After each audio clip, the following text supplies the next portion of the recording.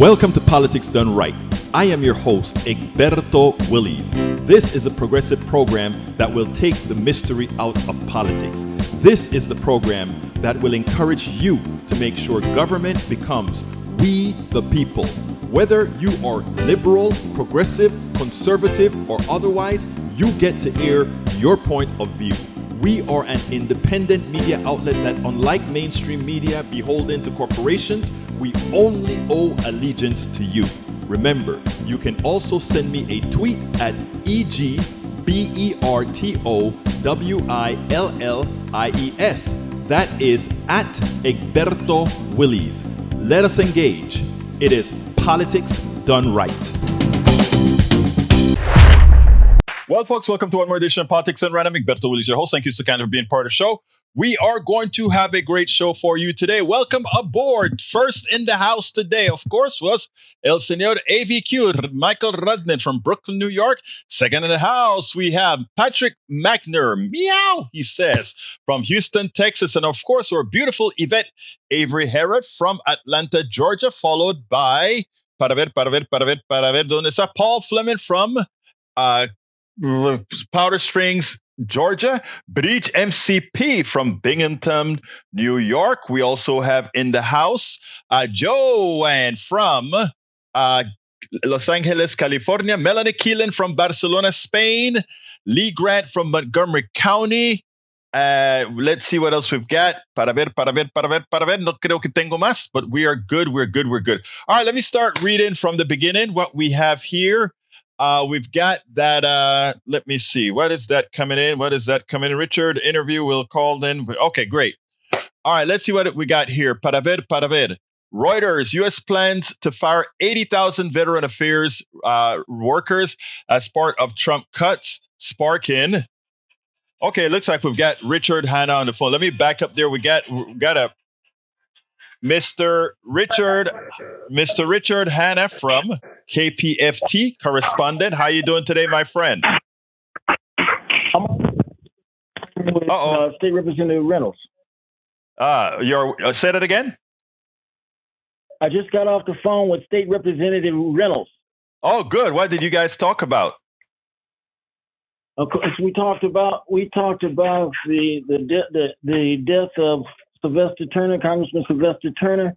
We talked about the urgency that's going on with the Congress as far as the censorship of Congressman Al Green, and what they've done to him, and the hypocrisy of it because of what of not censoring the Green and some of these other people, but. We also talked about, more importantly, the anniversary of Bloody Sunday, the 60th anniversary of Excellent. The Emmett Bridge, right? Emmett Pettus Bridge. I'm saying it wrong. Where black people were beat when they were going on a march, marching in the Selma. They were beat on this bridge all the way back to the church where it started. And you know what? And we cannot forget that, because as he said. We're going backwards, not forwards, in some of the laws that we have. Because one thing you do have to realize, they just made it illegal, trying to make it illegal to protest, have a protest at university.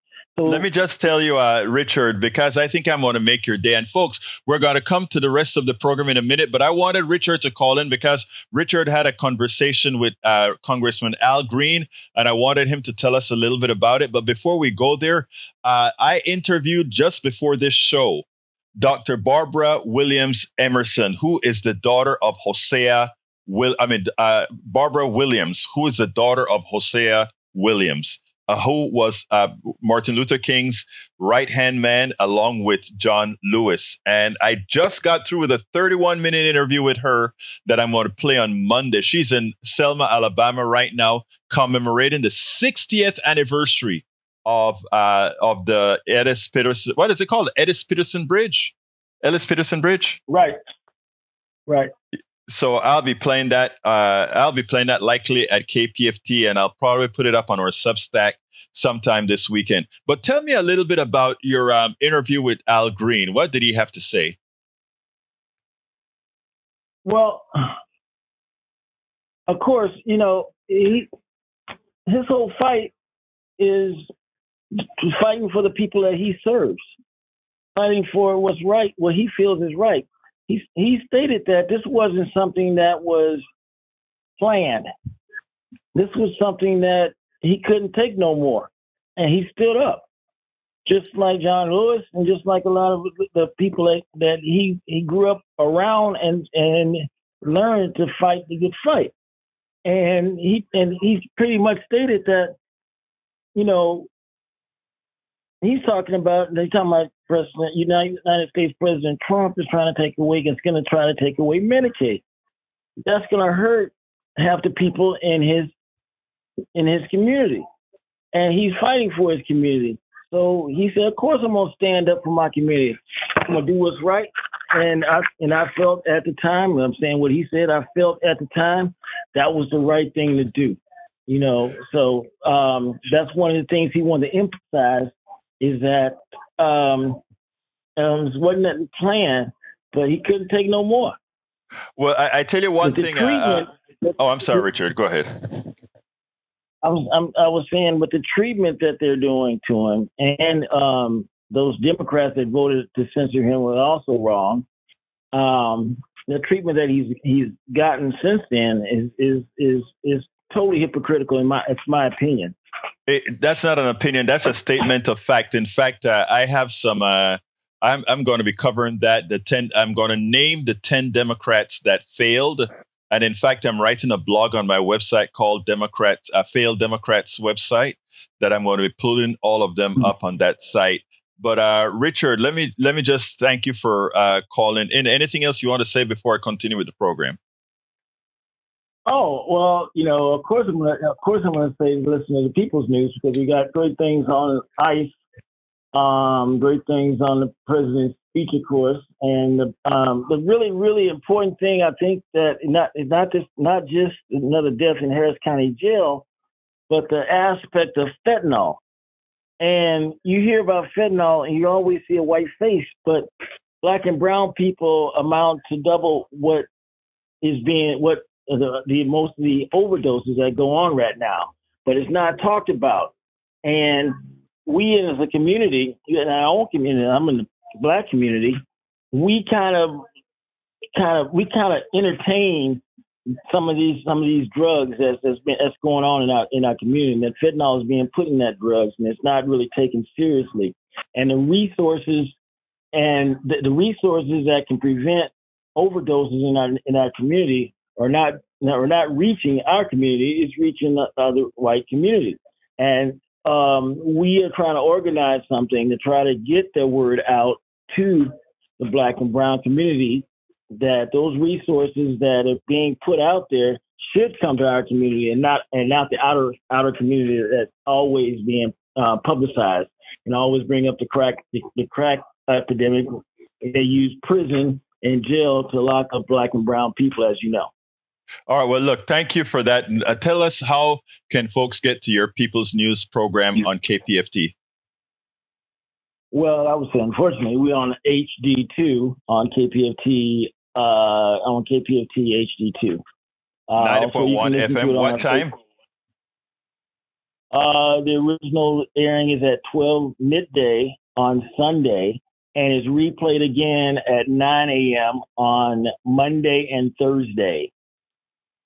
Please listen, because some of the talk is pretty long, but it's important. It's important information, especially the fentanyl, because they say it's affecting everybody, but it's especially affecting the Black and brown community, and the indigenous community also. Now, when you told me that today, I must admit that was shocking, because right now fentanyl is not being sold as a drug in the ghettos and the barrios and all these other areas. It is, but we know how all of that works. But look, thank you so kindly for calling in, Richard Hanna, correspondent for KPFT 90.1 FM in Houston. Thank you, my brother. Producer. Okay, you are not. I know you're the producer of the program, but you're also one of our correspondents out there, my brother. Okay, well, all right. We'll talk, because we got to talk about Panama and what's going on there. We'll do that. Thank you, brother. Have a good one. All right, folks, that was Richard Hanna. We've worked several times together on issues right there at KPFT 90.1 FM Houston. All right, let me get to what you guys are telling me on the line. Reuters, U.S. plans to fire 80,000 veteran affairs workers. That is a shame, and I think that is going to have an effect in the long run. And let's see, Michael wants me to put this on the screen, and whatever Michael asks, Michael gets, and here we go. Beat it or get run over by a military parade, homeless vet. It's amazing, and they are the ones that protect us, right? Sad. But thank you for that one. That's a pretty cool shot. Anyway, folks, let's continue here. Michael also said, Egberto, the wisecrack video about the Powell Doctrine is everything you've been talking about the whole time. How long is the video? I never heard of that video before. Let me see if I'll run into any copyright issues with this guy here. Bear with me a second, guys. Michael just gave me that video, and if it's what I think it is, 16 minutes. Okay, I can't quite do that one. I'll have to talk to him first. All right. Anyway, folks, continuing with the program. Thank you for that, though, Michael. I'm going to go ahead and listen to it. But yes, we've covered that a whole lot. Bree says, Egberto, Willies, see this. Several staffers at Elon Musk's Department of Government Efficiency, DOGE, are reportedly earning six-figure salaries despite Musk's initial claims that compensation would be minimal or zero. Remember, anybody who works under the Trump mantra, they learn one thing.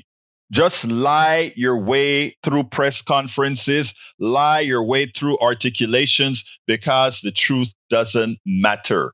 Here are some of the DOGE staffers known to be receiving substantial taxpayer salaries. Jeremy Lewin, he is involved in dismantling USAID to restructuring other departments. Lewis earns over $167,000 annually.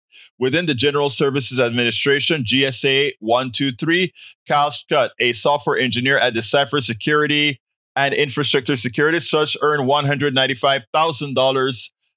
Let's see, a 28-year-old tech entrepreneur, Kavanaugh, earns $120,000 annually while working on GSA restructuring. And these salaries are notable because they are funded by taxpayers and come from every agency that DOGE is tasked with downsizing. Shame on them. All right, what else have we got here? Lee Grant says, I'm not sure if I told you Trump wants to talk to Ayatollah. Doesn't surprise me. But look, actually, I would not Trump if he wanted to talk to the Ayatollah. I really wouldn't. Okay, I think a lot of our policies about not talking to governments and all of that, to put it bluntly, is stupid. That's just my thought. All right. So if Trump was out there trying to talk to the Ayatollah, I wouldn't say anything about it. All right. Paul Fleming says Trump administration cancels $400 million in grants for Columbia University. I saw that go over to Chiron, but I didn't know what it's all about. I need to read that and see what that's up. Anyone notice this and all this tariff on and off crap? He's playing with the stock markets, tariffs on stock down. His people buy low, tariffs off, stock rises. His people, Patrick is going to love you. Patrick called into KPFT this morning talking about pump and dump. You remember that, Patrick? You want to call and make a comment on what you said there? Patrick called and spoke about pump and dump this afternoon or this morning. Michael Ronda says, Bridge, you are not the only one who thinks Trump is crashing the market on purpose for his own gains. Amazing, isn't it? All the tricks of the trade. All right, Michael Ronda said, this one's for you for and after the show. Whatever that is, Michael, I'll take a look at it. You should have told me a little bit about what it was, though. All right, let's see. Let's get something straight here. In 1962, there were 5.3 million federal employees. In 1990, there are 3.4 million federal employees. In 2023, there are 3 million federal employees. So the idea of federal worker bloat is a myth designed to justify mass and inefficient layoffs. I've been waiting for people to say that truth. I mentioned that on the earlier show. Thank you. Yvette Avery corrected me. It's the Edmund Pettus Bridge. Forgive my pronunciation, but the truth of the matter, I didn't have it cauterized in my mind. Thank you, Yvette. All right, Igasa from E2247. Below are Gaza only stats for day 518 of war. and do not include Palestinian territories and West Bank. This is pretty much normalized. We grieve. Day 518, genocidal war by Israel. At least 46,006 Gazans are killed, 6,620 persons more than day 365. That was 5 months ago. Wow. Thank you for that information. Yes, you're right, E2247. It's all but normalized. We just call the numbers. That's all we do. We call the numbers. We have to do something more substantive. But, even all of us seasoned activists really don't know what. But we keep on trying to get the right people into power. Fed Chair Powell said on Friday that the Trump administration tariffs would likely raise prices of U.S. Shoppers and retailers. It will hit the exporters, the importers, the retailers, everybody. That's true. All right. And Michael Rodney says, that's a reply to Yvette. All right. Let's see what else was. Sydney, welcome aboard. Hamas attacked Israel peace kibbutz civilians and seems so widely supported by Palestinian people. I see a lot of anti-Semitism in the genocidal war accusation. All right, Sydney. Sydney, if you are still here, I'm sorry if I didn't get to you before. I take exception to that statement specifically here in our chat. There is nothing anti-Semitic in this group. I would love for you, sir, and I say this with sincerity and civility, to give me a call, and I'd like to entertain a conversation with you on this particular issue. So, Sydney, if you can, please give us a call at 281-823-7747. 7747. And again, like I said, we want to have an educational call educational talk on these issues, not just shoot by the hip or anything like that. I would appreciate if you could call us at 281-823-7747. I continue to make the statement that what's occurring in Gaza is genocide. This has nothing to do with my Jewish brothers and sisters. What's occurring in Gaza is genocide. And it didn't start at October 7th. That's not when it started. So please, if you will, give me a call. We can have a civil conversation, and you will have your full time to air why you said what you said in the chat. Because what I find too often is it's easy if you make any critical statement of Israel, it is immediately you're being anti-Semitic. I think we need to grow out of that to save lives, because a lot of innocent people have died. And that 40-something thousand that Brother E2247 pointed out, that is likely the low side. It is likely over several hundred thousands. I went to an event a couple weekends ago, and that's what we found out. But I would love to hear from you. You will be entertained, or rather you will have an entertained civil conversation if you can call us, Sydney. All right. Michael says, I'm going to put a controversial take. As it comes to fentanyl overdoses, most of them are from the hot dose heroin spiked without the addict's knowledge, or fentanyl that has different dosage enlisted. If you want to lower fentanyl deaths, ending the drug war is the only way. I agree. Legalize, tax, and regulate. I agree. That's a genius thing that we've been talking about for a long time. And then overdose deaths will be cut in half. All right. Paul Fleming says a federal judge has ruled that Trump. Okay, let's go with A. Harrison. All right. I'm honored to have A. Harrison. Turn down the radio, please, Mr. Harrison, or Miss Harrison. Turn it down because we're hearing you. Legalize, tax, and are you there? Yes. All right. Yeah. Turn the volume down. All right. Talk to me, sir. A. Harrison, talk to me. Yeah, this is Anthony. I was just tuning in, and I saw one of the people were talking about the anti-Semitic comments. Yes, sir. This is crazy. You've never been anti-Semitic. You basically call a strike, a ball, a ball.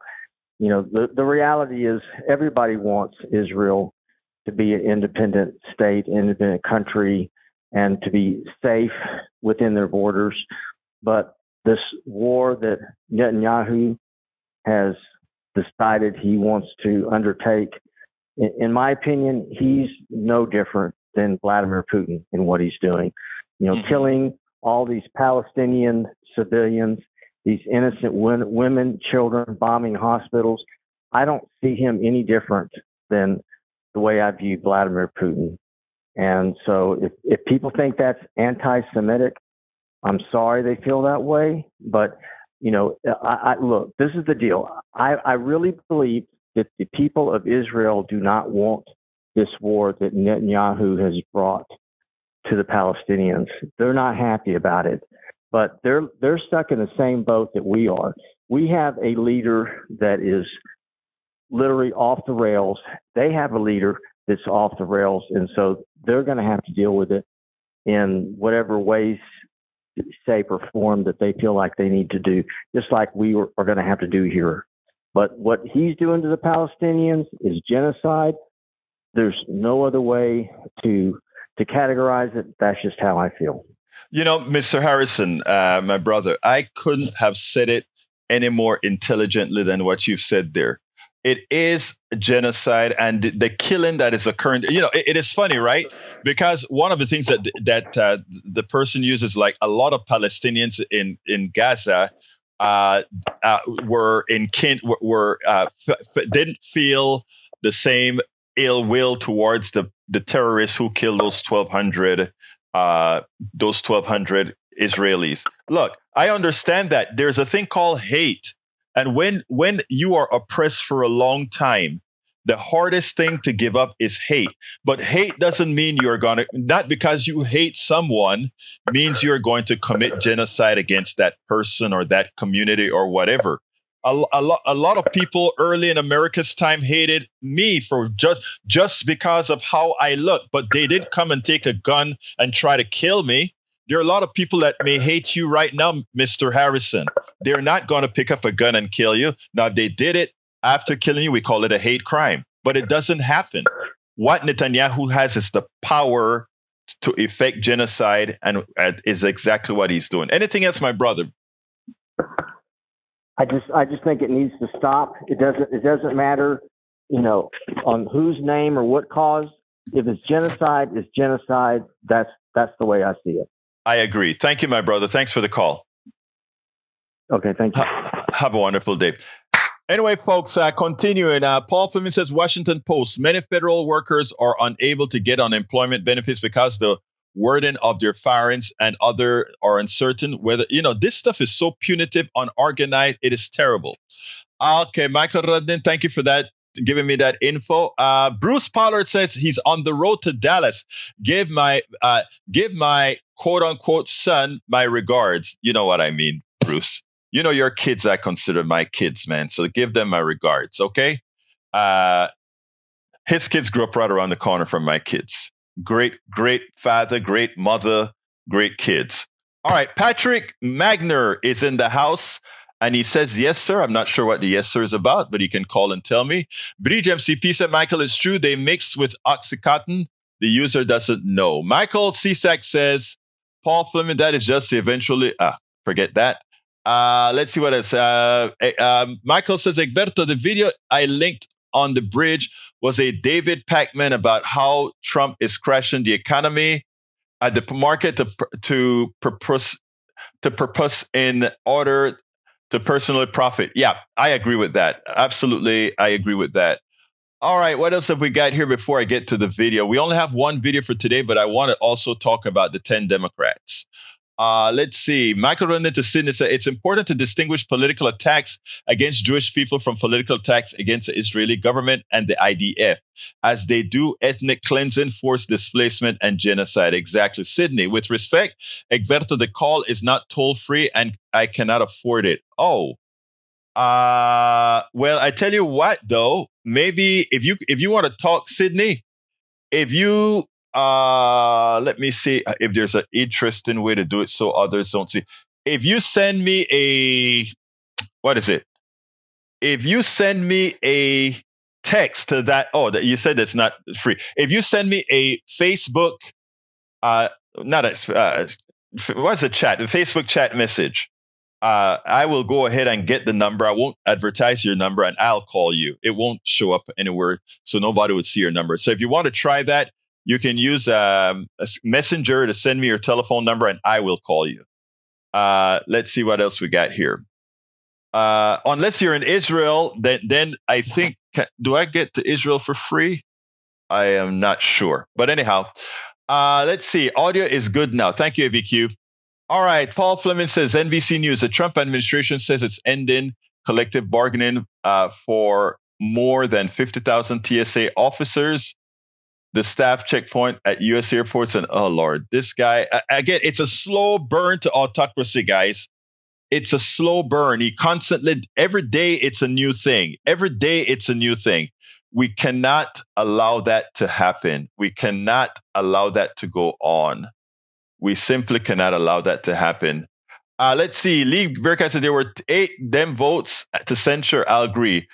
No, I have the 10 votes that were no votes or were a no vote or a no vote. Okay. All right. Let's see what else we got here. All right. I think I got most of them. Let me go ahead and play the video, and then we'll take it on the other side, my dear brothers. Let's go ahead and do that. This morning, we had a caller to the Morning Politics and Rights show on KPFT 90.1 FM, call in to talk about Donald Trump's coin and crypto, etc., and how fraudulent it is. I want you to listen to this, and then we'll take it on the other side because it's real. Hi, come on in. Good morning, Egberto. Good morning, my brother. With a White House type of scenario, it's trillions and trillions of dollars. They're not going to pay off the national deficit at all. They're going to increase the national deficit, and then they're going to have these other ridiculous things like a sovereign fund that they can just take money out of any time they want to do anything with. So we actually have a mission. So we're doing something with it. Donald Trump, over the time that he's been president, he spent $1.2 billion. Listen to me, folks. This is billions. $1.2 billion to golf. Or like what they spent on going to the Super Bowl for half the game.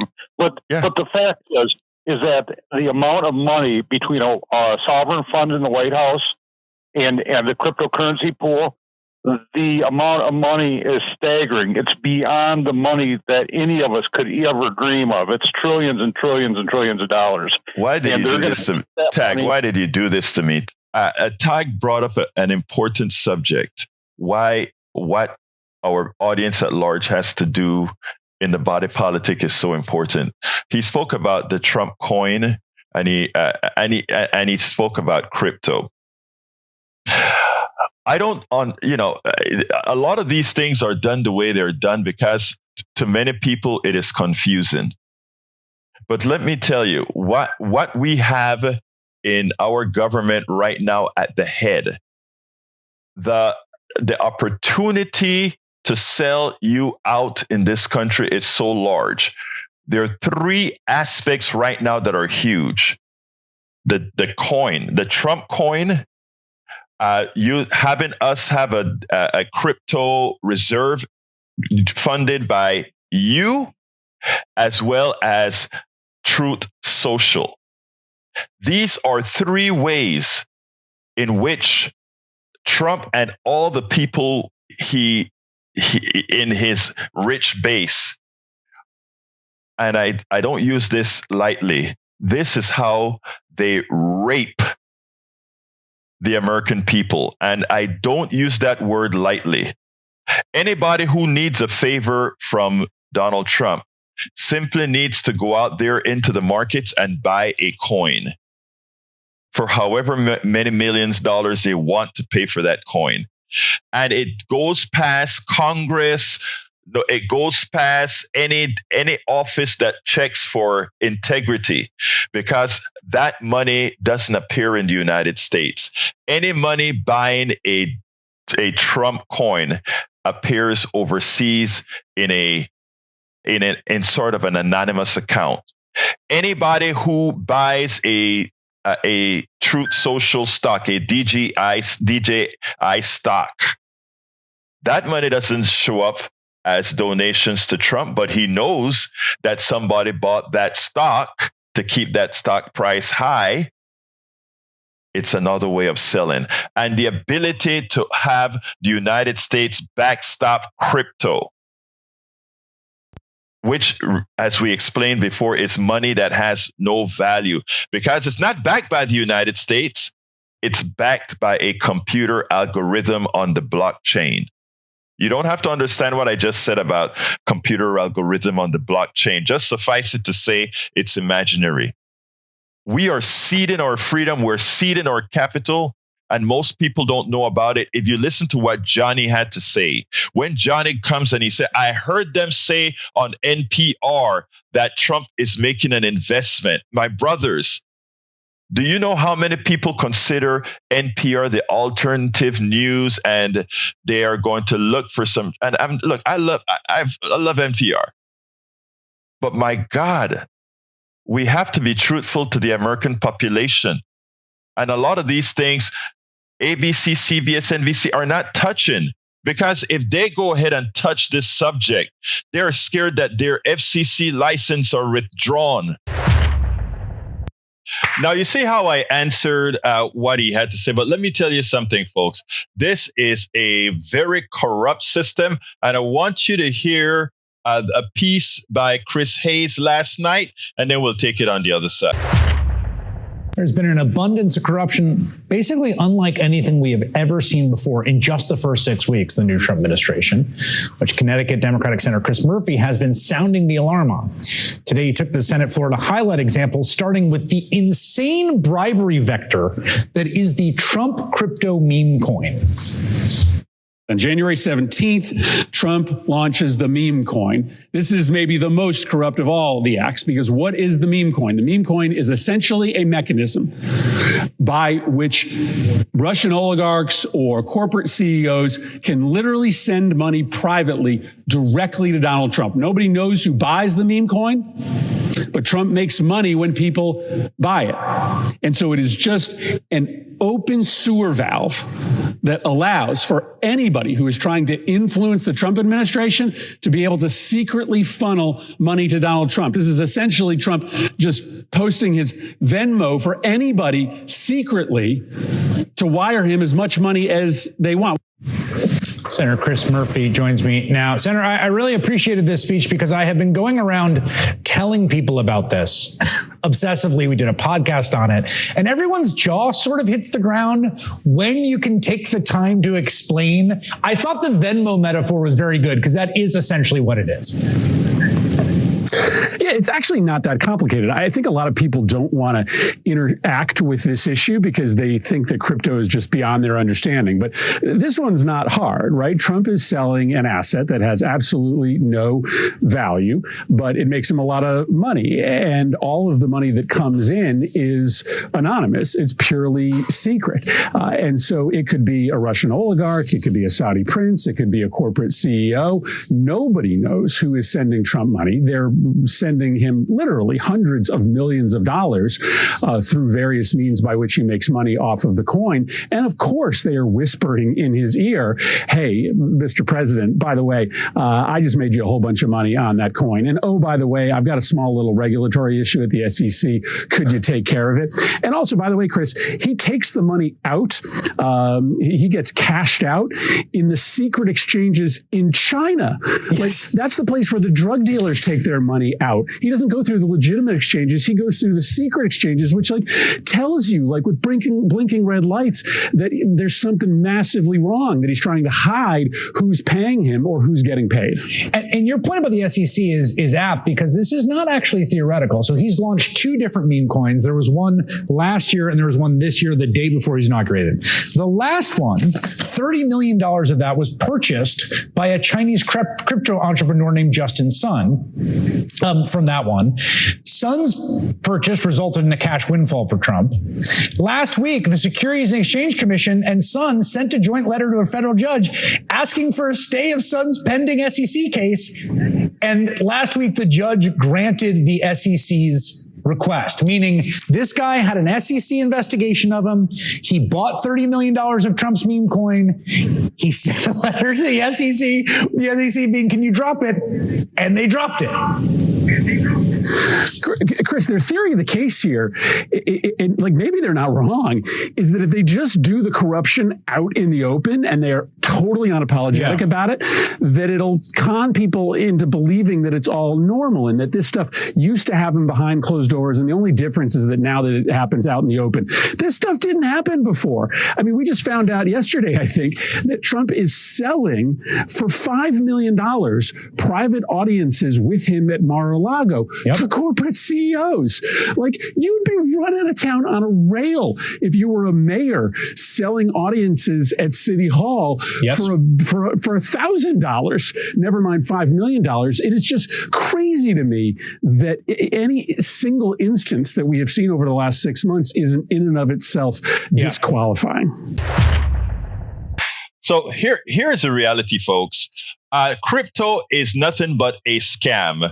All this digital currency that you see out there, it's all a scam, and it'll just stay alive as long as people believe in it. But if you notice, it crashes and burns, it comes back, it crashes and burns, because it constantly depends on the gullibility of those. It's a pump and dump operation, like another caller called in about, actually Patrick called in about.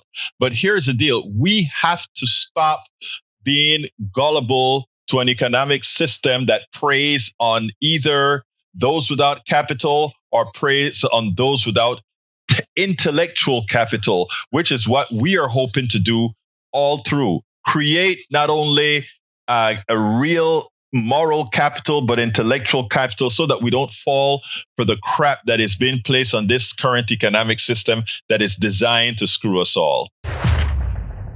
All right, folks, before I get started, I have a big apology, and I understand what happened. You know, when you're doing stuff in the middle of the night and you're tired, sometimes you screw up. And thank you, Michael Rudden, for catching it right away. And I got to fix it in the morning at KPFT. It's the $1.2 billion was a report I found on the Hill talking about a golf course or one of those things that he reneged on or something to that effect. And I conflated that with golfing. The numbers that Michael Rudden shows up there with the 144 million over the first time and an additional 155 on the second term. And imagine the second term has only just started, right? Grow by an additional 155 in his second, expected to grow by an additional 155 in the second term, which would be about a quarter, just close to a third of $1 billion. So that's my mistake. And whenever we, again, like I said, whenever we make these types of mistakes, good journalists, good places just come out and say that they screwed up. And right there, I screwed up. Thank you, Michael Rudden, for catching that. I don't know why I didn't just do the mental mathematics last night and say, oh, no, that's not right. Thank you, brother. Good catch. Good catch. Anyway, I'll try to get it fixed in the video as well. All right, let's see what else we got here. Lee the Bearcat says EV rebates are on the way out now with this administration. Yep. You know, that is sad because, you know, we can have policy set by grants, etc. And, you know, you go still get a whole lot of grants for a lot of things that they want to do. But what can I say? All right. Michael Randy says Trump. Let's see. Trump ran a scam on his supporters. Quite a few of them gambled big and lost their shirts. There were several horror stories on Reddit. This morning, Patrick called in. And he made a test on different Bitcoin, or I should say, different cryptocurrencies, just to show how scamish they were. All right, Ray's on the line. Come on in, Ray. Talk to me. Yes, Egberto. So, you know, it's sad based on what you're saying. You know, it's just been a lot of corruption. I actually, you know, took a page from your morning show. I got this note I had written that shout out to my mother, insider joke. But yeah, I have this note I had written about Trump, you know, and it is titled "Trump is a Cancer." And let me go ahead and read this for you.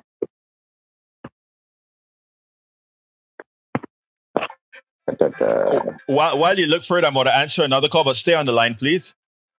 Okay, A. Harrison, how you doing? I have somebody else on the line, so I'm going to connect these lines together. Let me make sure. Let me make sure I have both of them connected. Are you there, Harrison? Yes. And are you there, Ray? Yes, sir. I found my answer. Okay, go ahead and read it. Hold a second. Let's get Ray to finish up. Go ahead, Ray. Yeah, ever since 2016, when Trump entered politics, he became a cancer on the brain of American politics. Fast forward to 2020 with the Democratic primary. We had what I thought was many alternative treatments to the country he left in shambles. So eventually that became Joe Biden. I would liken Joe Biden to chemotherapy because although he was miles better than Trump, he was also getting older and it would be a challenge to get a lot of our policy passed. But we did under his leadership, despite his neoliberal leanings from earlier in his career. Now, fast forward to 2024. Our country is getting healthier, like a cancer patient, and we're going into remission. But some dull minds believe that, no, we like cancer. Give me more cancer. Or give me death. And that being Trump. So, yeah, it's the cancer of Trump and corruption that was sent here to kill democracy and everything we believe in this country to be. And we need to cut him out of our political process like a tumor.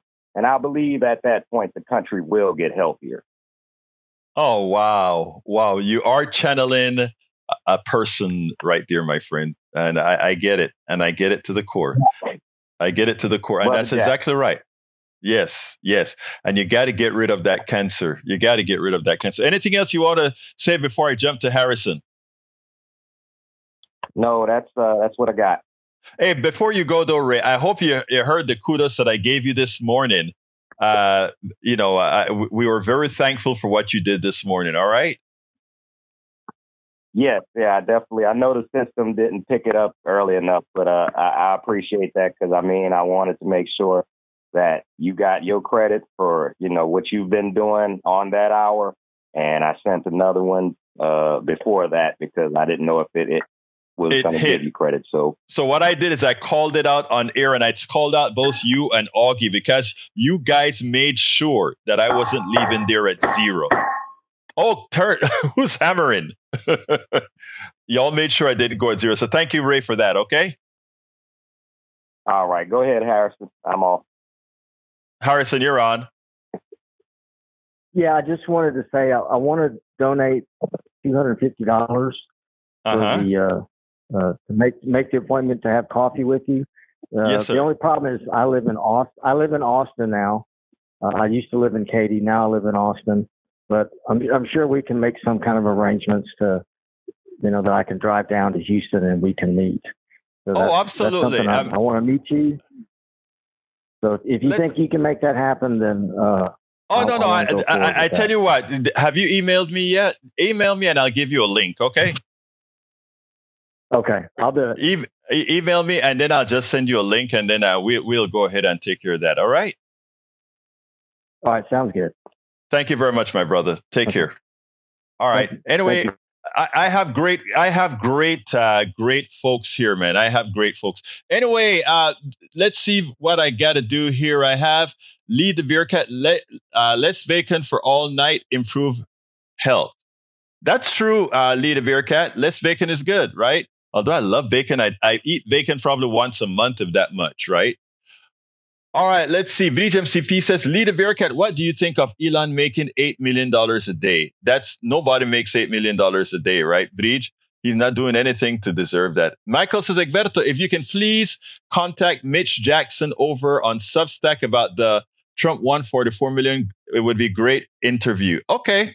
I tell you what helps because these people get a lot of emails. So, you let him know that you quoted him on our show, and then I'll also do that. I'll also try to contact him, but do that, please.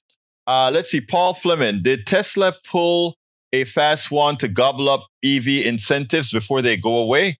That and more in today's critical materials, giving you the EV news you need to know. Okay, thank you for that. Inside Thieves, never heard of them, but thanks for that. All right, let's see what else we got here before I move on to the next subject. Is there a Zoom call? I'm not sure about, I said we would do it on Saturday.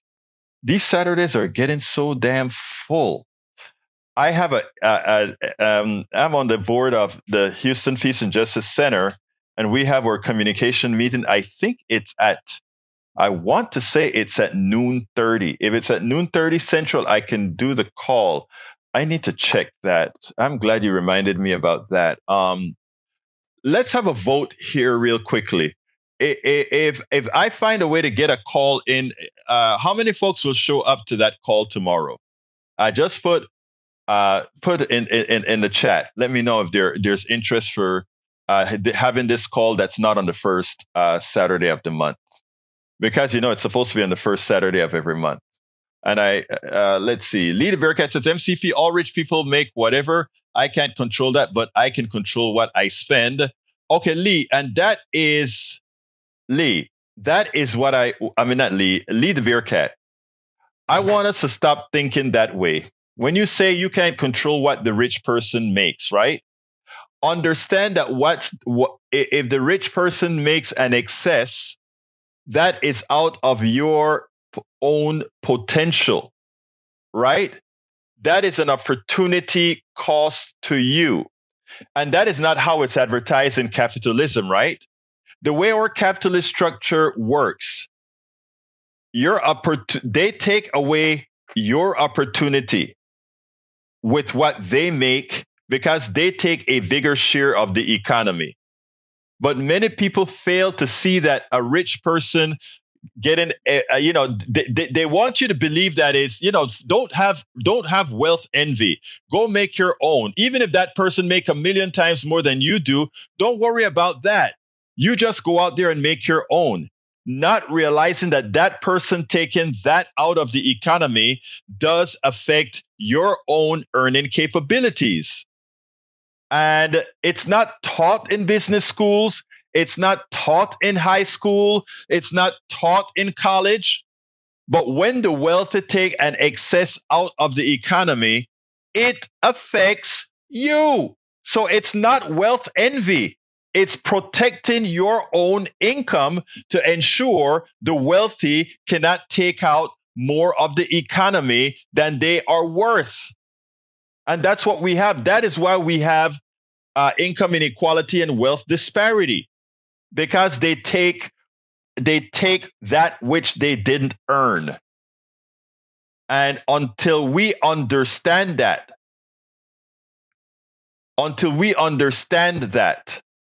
we will continue to fall behind.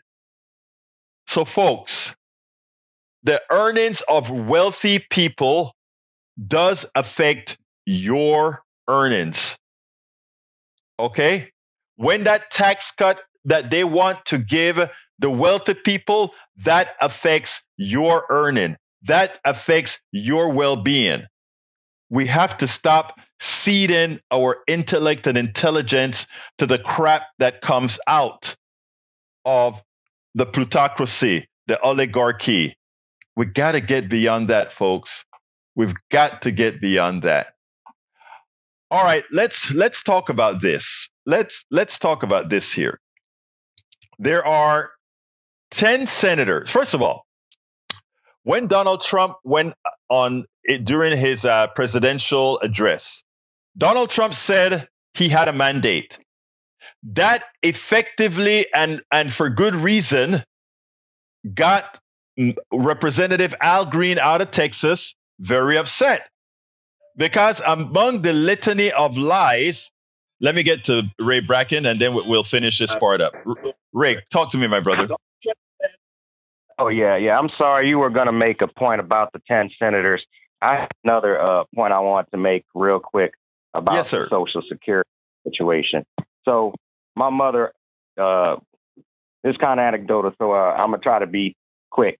When I was young, my mother slipped on some grease in the kitchen, and it was a freak accident, which was a pretty bad fall from what I remember. She didn't require surgery, but she had tore some ligaments, and she was never quite the same after that. Now you fast forward, she had put in 30 years with the phone company and finished out her 30th year in 2005, which was kind of challenging because that was Hurricane Katrina. But she toughed it out with the injuries and all because she was a tough lady. I can never give her enough credit for that. But long story short, after having done that, she was relying on her 401k retirement to make sure that she was set after that, putting that 30 years in. But I always remember her vividly cursing the Bush administration for their reckless handling of her retirement account, and she lost that money. But luckily for her, due to her injury, she was able to get through much litigation her Social Security disability. And if it had not been for that Social Security disability that she fought so hard for, I don't know how she would have been able to maintain her life without being in abstract poverty.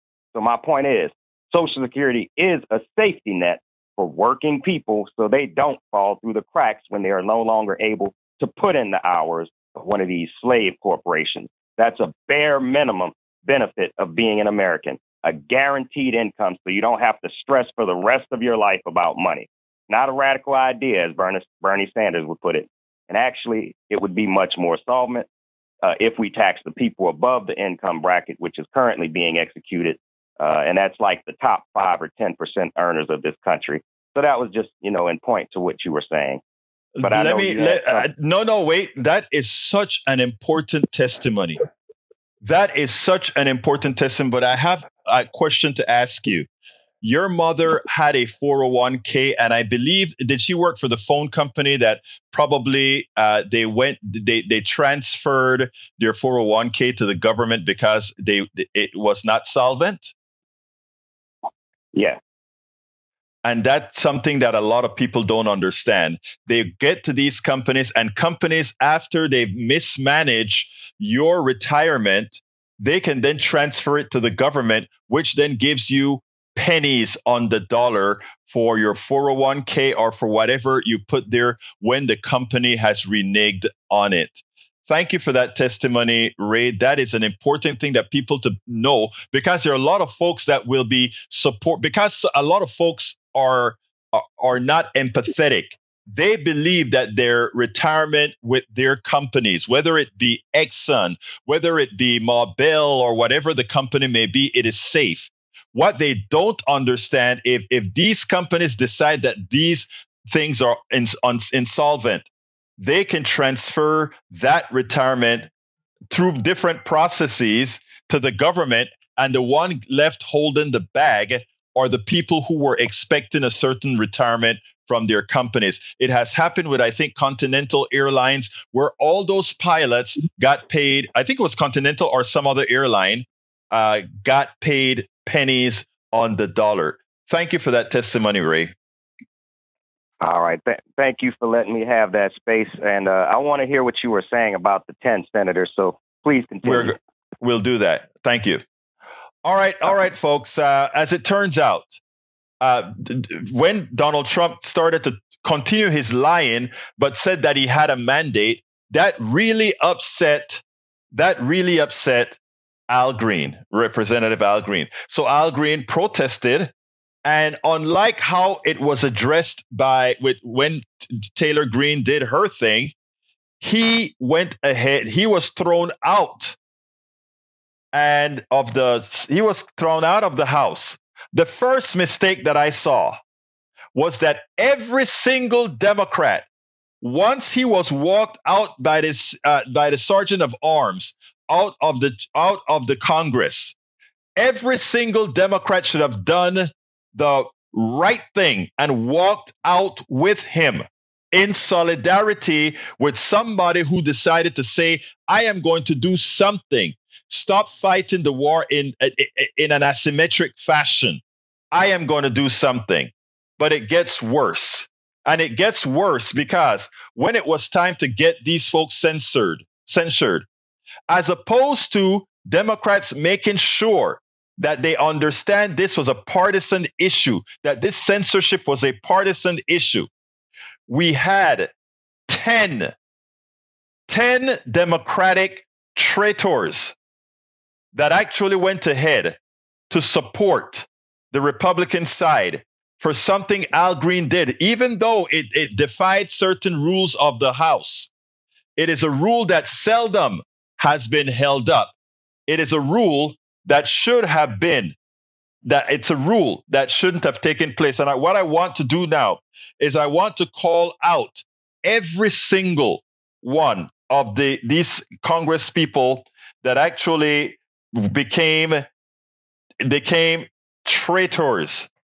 And these representatives are Amy Burka from California, Democrat from California, Ed Case, Democrat from Hawaii, Jim Costa of California, Lauren Gillen of New York, Jim Himes of Connecticut, Chrissy Hothelahan of Pennsylvania, Marcy Kaptur of Ohio, Jared Moskowitz of Florida, Marie Gluskamp Perez of Washington, and Tom Sosi of New York. These Democrats need to atone. These Democrats have committed a crime against honesty, morality by supporting the evil that's being perpetrated at this instance in time by the Republican Congress and being a party to evil. Because what Donald Trump did in that presentation was a litany of lies that will ultimately hurt the American people. These are unforgivable. And what these Democrats did, they should atone to it and must be made to atone to it. All right. I think I saw a limerick, and we're running behind time, but I got to get Tom's limerick in. You can't have a Tom limerick and not get it said. Here we go. Donald Trump thinks he's a king who's haven't. Let's back up. Let me start over again. Donald Trump thinks he's a king who's heaven sent. Demands his followers give him a glowing testament. By sowing chaos, rage, and confusion, with Musk Dolo's mission seems to be not efficiency, but to effectively destroy our government and constitution. What we need now is reason and enlightenment instead of lies and speeches full of bovine excrement.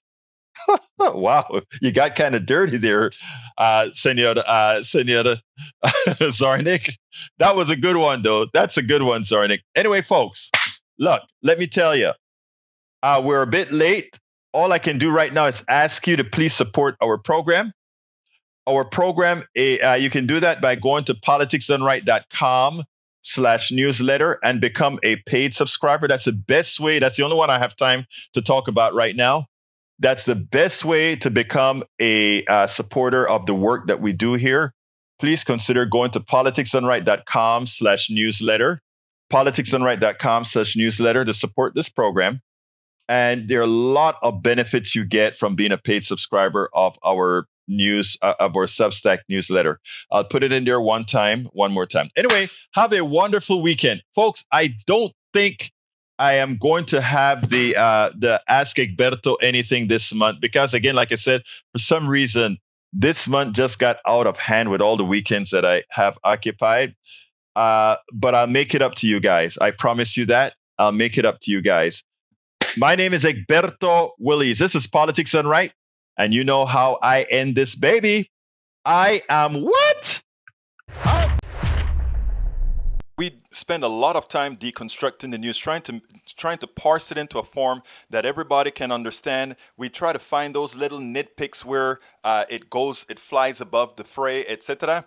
If you really like these videos that we do, I want to ask a big favor. Please go ahead. Number 1, subscribe to our channel. And number 2, please join if you can. Thank you so kindly for watching. Keep watching. Please remember to share. We must populate the entire internet with our progressive message, a message that we know is what most Americans say that they want. So help us, please join.